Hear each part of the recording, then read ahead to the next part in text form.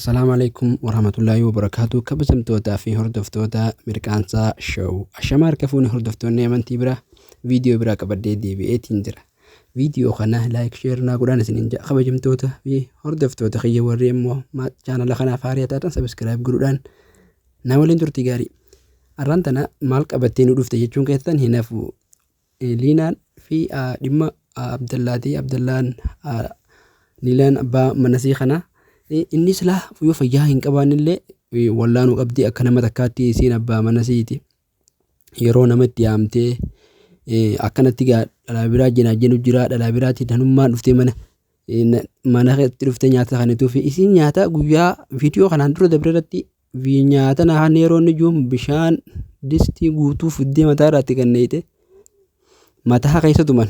Mataa kana keessa tuttumanii akka salphisanii jechuun dhiira ilmoo isaa duratti ilmoo isaatiillee yeroo inni haadhatti wanaje isallee dhaqee tuttuma. Inni daa'ima mucaan uumaan beeku isaan akkuma isaan godha. Maaliif kun isaan daa'ima kanallee guddisaa saaratti illee dhiibbaa qaba. Kun daa'ima isaanii kana durattuu abbaa kana yeroo kana bubbutanii karaa maal godhanii isa kana daadar keessan isuma kanaafuun tolu jechuu isiilleen yoo isiin abbaa manasii kana akkanatti hinaaffaadhaan abbaa mana eenyu maal taate eenyu kas isiin nyaata kan nu iddee fe'uun maata biraa nyaata sanama kan nuuf harkate inumaa irra qabeessaa inni maaliif isiin nyaata illee yeroo nana ide yookiin nyaata maal juun illee isiin bishaan illee tattineetu haala kanaan isa kana abbaa manasii garuu sila kabaju qabdi. Abbaa manasii akka sila abbaa manasii takkatti yoo inni fayyaa hin qabaanne illee inni fayyaa hin qabu maarree fayyaa isaatti qeemaarre jechuu sirraan eegamu ture.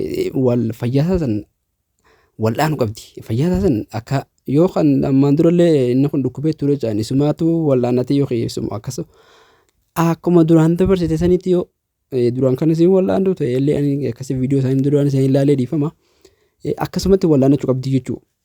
Yoo sanin ta'in fiddee miidiyaa irratti nama duratti bishaan itti neeyitee hawaasni keenya shamarran keenya maal sirraa barata akka haadha shamarran Oromoo takkatti warri si hordoftoonni kee namni maal sirraa barata viidiyoo kanarratti ati yeroo akkana gootu abbaa manaa keeti abbaa manaa kiyyaa kan akkanaan godhu jira na harkaa jechuudha moo maali kun naan gallee garuu wanni akkana gootuuf yoo inni fayyaan qabaanne wallaanudha viidiyoo martee gallakkisuun yoo fayyaa isaa sanillee kun onnee akkanarra jira jettee martee gallakkistee wayyaati garuu akka abbaa manaa keeti yeroo kana salphiftee akkana waan hin taane indirra raawwattu kun sirrii hin jirtu.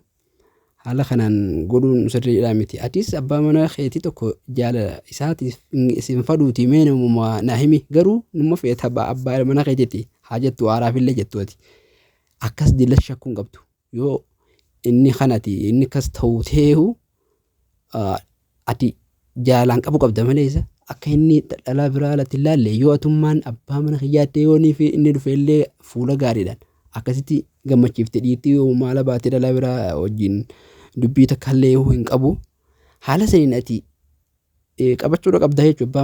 Abbaa manaa kee akkasitti humnaa yookiin namoota itti yaammattee akkanatti isa kana salphisuudhaan wanni jijjiirama ati fiddu tokko hin jiru.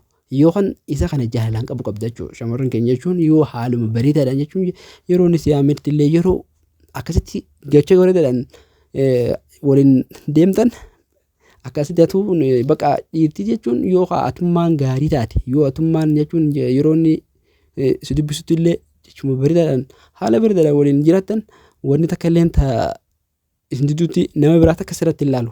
Ati ammoo yoo haala kanaan akkanatti isa wanna goote nama biraa san numa fidaa'u jechuudha. Yoo ati hin gammachiisin yoo ati kun mana mallee itti yaamtee kan akkana gootu taate yeroo inni nyaatan akkan distillee bishaan fuutetti neeqaa turte rifeensa irraa addanii mataa keessa tumtan yoo maraachuu taatan illee isinummaa nu maraachina gurbaa mataa keessa tuman mataa kana keessa yeroo irraa addanii rifeensa akkasitti tumtan akkasitti kun waan hin taane hojjechuu jirtan akkasitti dhugaa abbaa manaatii fi haadha manaarra anillee isinitti naanu ani immoo akka nama takkaatti waan na fakkaate yookiin isin gorsuudhaaf dubbade akkasitti yoo kan dhiifama naa godhaa yoo kan hin balleessullee taate isin lamaan silaa'uu hangafete walitti aartanis hangafetan yoo wanta taatanis guyyoo tokko wajjin rafnaan fixattanii isinii akkasiin isiniin jaa kabajamtoota fi hordoftoota kiyya hanga viidiyoo biraatti wal deebina. Assalaamu alaikum warahmatullahi wabarakatuh.